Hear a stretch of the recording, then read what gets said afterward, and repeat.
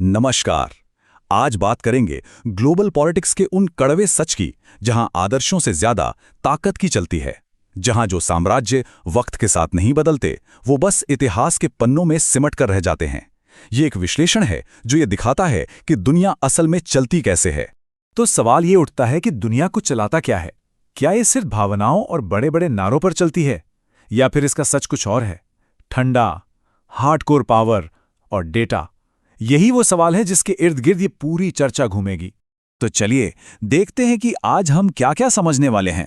शुरुआत करेंगे शक्ति और विवेक के खेल से, फिर देखेंगे कि महान फारस साम्राज्य का पतन क्यों हुआ, आलोचना और कट्टरता के फर्क को समझेंगे, रावण, राम और इजराइल से कुछ सीखेंगे, ताकतवर देशों की कूटनीति को डिकोड करेंगे और आखिर में चीन और भारत से एक जरूरी सबक लेंगे। अगर आज हम दुनिया का नक्शा देखें ना, तो ये दरअसल गिरे हुए साम्राज्यों की एक कहानी है। जो कल तक दुनिया पर राज करते थे वो आज सिर्फ इतिहास का हिस्सा हैं। ये हमें एक बात साफ साफ याद दिलाता है, पावर यानी शक्ति कभी भी परमानेंट नहीं होती। तो इस बात को समझने के लिए चलिए एक बहुत बड़े उदाहरण से शुरू करते हैं, महान फारसी यानी पर्शियन एम्पायर का पतन। ये अपने आप में एक केस स्टडी है कि कैसे एक महान से महान कल्चर भी तबाह हो सकता है। सोचिए, एक जमाना था जब फारस, पर्शिया एक बहुत बड़ा और ताकतवर साम्राज्य हुआ करता था। आज के जो देश हैं सीरिया, इराक, ईरान, ये सब उस महान सभ्यता का हिस्सा थे। ज्ञान, विज्ञान और संस्कृति का एक बहुत बड़ा सेंटर। और आज की हकीकत क्या है? वही इलाका आज खंडहरों, तबाही और प्रतिबंधों की मार झेल रहा है। ईरान जैसे देश पर कितने सैंक्शंस लगे हैं।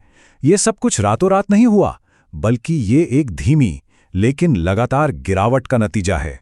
तो सवाल ये है कि ऐसा हुआ क्यों? सोर्स के मुताबिक इसकी वजहें बाहर नहीं बल्कि अंदर ही थीं। जब कोई समाज अपनी आलोचना सुनना बंद कर देता है, जब साइंटिफिक सोच की जगह सिर्फ पुराने नारे रह जाते हैं और जब यूनिवर्सिटीज का स्तर गिरने लगता है, तो पतन की शुरुआत हो जाती है।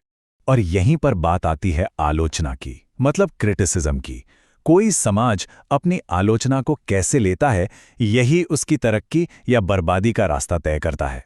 और इस बारे में भारतीय दर्शन में एक बहुत शानदार सबक मिलता है। संत कबीर का ये दोहा सोचिए कितना गहरा है। इसका मतलब है कि जो आपकी निंदा करता है, जो आपको क्रिटिसाइज करता है, उसे अपने पास ही रखो। क्यों? क्योंकि वो बिना पानी और साबुन के ही आपके स्वभाव की कमियों को धोकर साफ कर देता है। ये सेल्फ इंप्रूवमेंट का कितना पावरफुल आइडिया है। तो यहाँ हमें दो बिल्कुल अलग अलग नजरिए देखने को मिलते हैं।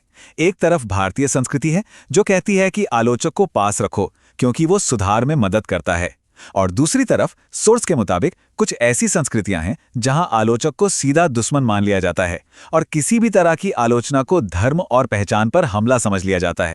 अब इसी सोच को थोड़ा और आगे बढ़ाते हैं। बात सिर्फ अपनी आलोचना सुनने की नहीं है, बात तो अपने दुश्मन से भी सीखने की कला की है। रामायण में इसका एक बेहतरीन उदाहरण मिलता है। जब रावण मृत्युशैया पर था तो भगवान राम ने अपने भाई लक्ष्मण को उनके पास भेजा। किस लिए? राजनीति की शिक्षा लेने। अपने सबसे बड़े दुश्मन से भी ज्ञान लेने में उन्होंने कोई हिचक नहीं दिखाई। अब देखिए, दुश्मन से सीखने का ये सिद्धांत आज की दुनिया में कितना जरूरी है। लेकिन इसके ठीक उलट सोर्स हमें बताता है कि 1948 से कुछ अरब देश एक ही नारा दोहराते आ रहे हैं, हम इजराइल को तबाह कर देंगे। और इसका नतीजा वो इस टेबल में बिल्कुल साफ है। एक तरफ इजराइल ने अपना पूरा focus education, technology, intelligence network और 5G जैसी चीज़ों पर लगाया। वहीं दूसरी तरफ सोर्स के अनुसार उसके पड़ोसी देश सिर्फ नारों और बयानबाजी में ही उलझे रहे। तो हुआ क्या? इजराइल और ज़्यादा ताकतवर बनता गया और दूसरे देश तरक्की की दौड़ में पीछे छूटते गए। तो चलिए अब बात करते हैं आज की डिप्लोमेसी की। ये जो बड़ी बड़ी संस्थाएं हैं जैसे संयुक्त राष्ट्र, UNO, क्या वो सच में न्याय के लिए काम करती हैं? ये सोर्स इस पे एक बहुत ही कह सकते हैं प्रैक्टिकल नजरिया रखता है। सोर्स के अनुसार UN असल में क्या है? वो बस ताकतवर देशों की एक पंचायत है। यहाँ फैसले सही और गलत के आधार पर नहीं होते, बल्कि उन देशों के हितों के आधार पर होते हैं जिनके पास वीटो पावर है। ये एक ऐसी व्यवस्था है जहाँ जिसकी लाठी उसकी भैंस।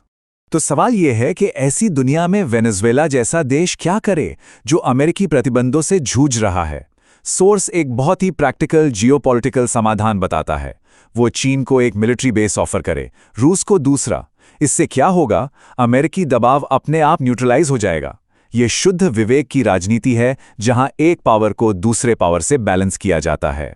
और यहीं से हम अपने आखिरी सेक्शन पर आते हैं, चीन और भारत की फॉरेन पॉलिसी का एक छोटा सा कंपैरिजन। ये दो बहुत अलग फिलॉसफी को दिखाता है।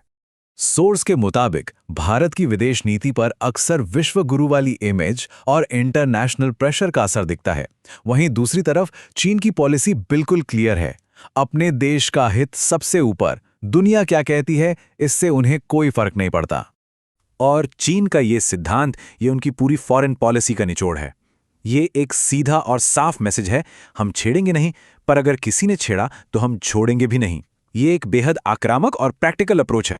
तो फिर इस पूरी बातचीत का निचोड़ क्या निकलता है? बहुत सीधा सा है। आज की दुनिया इमोशंस या खोखले नारों से नहीं चलती। ये चलती है पावर से, डेटा से, साइंटिफिक सोच से और प्रैक्टिकल डिप्लोमेसी से। दुनिया उसी की इज्जत करती है जिसके पास ताकत और तर्क दोनों होते हैं।